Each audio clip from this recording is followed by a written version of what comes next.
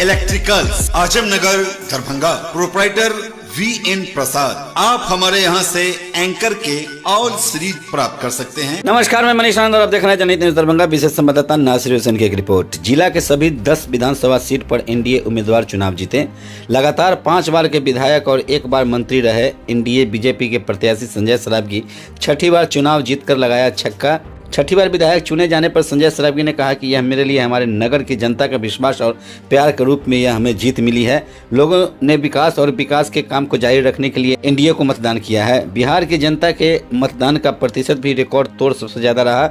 लोग आप छलावा और झूठी बातों में नहीं आने वाली है। विकास की सरकार को लोगों ने एक बार फिर चुना है। हम लोग जो काम किया और काम के बदले में अपना वोट के स्वरूप में मजदूरी जनता ने हमें दिया है। वर्ष 2020 के विधानसभा चुनाव में संजय सरावगी ने 84,144 वोट मिले थे।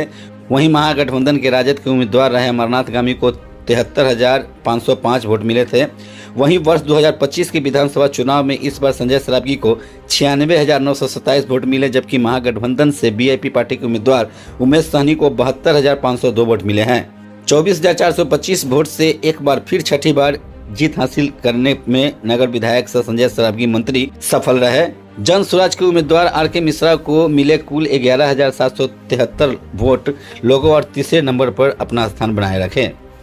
पिछले बार एनडीए 10 में से 9 चुनाव जीत पाए थे, जबकि दरभंगा ग्रामीण रजत के ललित यादव चुनाव जीते थे, लेकिन इस बार 10 में 10 सीट एनडीए की जीत हुई है। ललित यादव के मुकाबले सीधे जदयू के उम्मीदवार ईश्वर मंडल ने 18,382 वोट से चुनाव जीते। इन्होंने पहली बार चुनाव लड़ा और पहली बार में ही जीत दर्ज कराया है।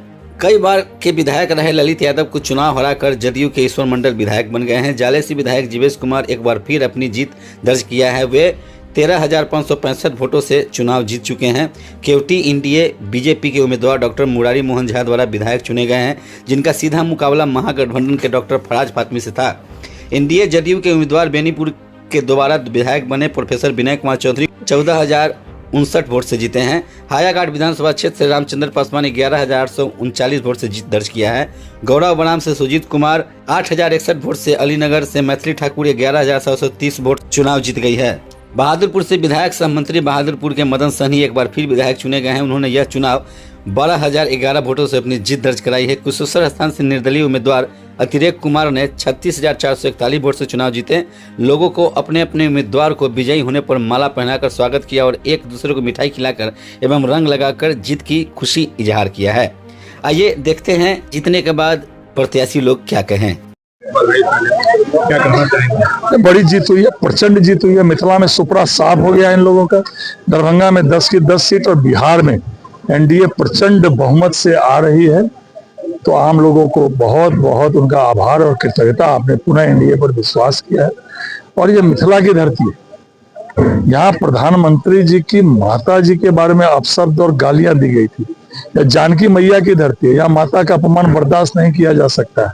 उसी दिन इनके हार की पटकथा लिखा गई थी, जिनका सुपड़ा साफ मिथिला से हो गया है। माननीय प्रधानमंत्री जी ने जो बिहार के लिए विशेष तरह से काम किया, माननीय मुख्यमंत्री जी के नेतृत्व में जो बिहार में 20 सालों से समाज के सभी वर्गों के लिए काम हो रहा है, चाहे महिलाओं को सशक्तिकरण के लिए इतना काम किया गया हो, चाहे स्वास्थ्य के लिए, शिक्षा के लिए, आधारभूत संरचना के लिए 125 यूनिट बिजली और 100% सब्सिडी दी गई। सामाजिक सुरक्षा का पेंशन 400 से 1100 किया गया। महिलाओं को सशक्त करने के लिए, अपने पैरों पर खड़ा होने के लिए 10,000 रुपया अग्रिम के रूप में उनके खाते में भेजा गया। और जिस तरह कल इन महागठबंधन वालों ने जो बयान दिया, वो दंगा फैलाना चाहते थे। बोलते थे नेपाल हो जाएगा, ये किसी हालत में भी बर्दाश्त नहीं होगा। कानून का राज है, यहाँ जंगल राज नहीं है। ऐसे लोगों से सख्ती से निपटेगा प्रशासन। और ये ऐसी बातें कतई इस बिहार में बर्दाश्त नहीं की जा सकती है। दंगा फैलाना चाह रहे थे, कहते नेपाल बन जाएगा। और इन लोगों को पहले से पता था इनका सुपड़ा साफ है, इसलिए अनर्गल बयानबाजी कर रहे थे, जनता को भरमा रहे थे। बोल रहे थे प्रत्येक घर में सरकारी नौकरी दे देंगे। अब प्रासंगिक हो गए थे लोगों के बीच। इनको बोलना चाहिए था कि प्रत्येक व्यक्ति को सरकारी नौकरी दे देंगे।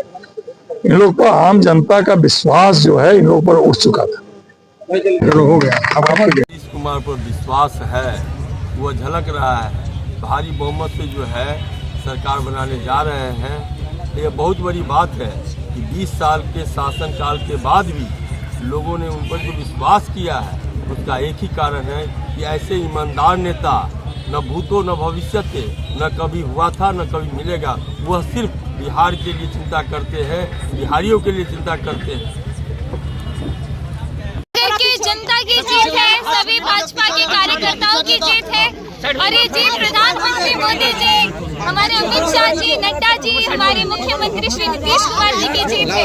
और ये मैं उनको सारा श्रेय हमारी अलीनगर की जनता जनार्दन, हमारे बीजेपी कार्यकर्ता, हमारे सभी शीर्ष नेतृत्व की जीत है ये। अब विधायक बनने जा रही है, कितनी खुशी हो रही है? विधायक बनने जा रही है, बहुत खुशी है। अब तैयारी है कि आगे अगले 5 साल में क्या भ्रष्टाचार महत्वपूर्ण मुद्दा रहेगा, कैसे करेंगे उसको? मैं अपने अलीनगर विधानसभा को कैसे आदर्श के रूप में सबसे ऊपर लेकर के जाऊं और लोगों को हर एक सुख सुविधा जो हमारी पार्टी का मैनिफेस्टो है वो घर घर तक पहुंचाए, सबको इसका लाभ मिले, इसमें मैं पूरी तरीके से जीरो टॉलरेंस रहेगा, जीरो टॉलरेंस रहेगा।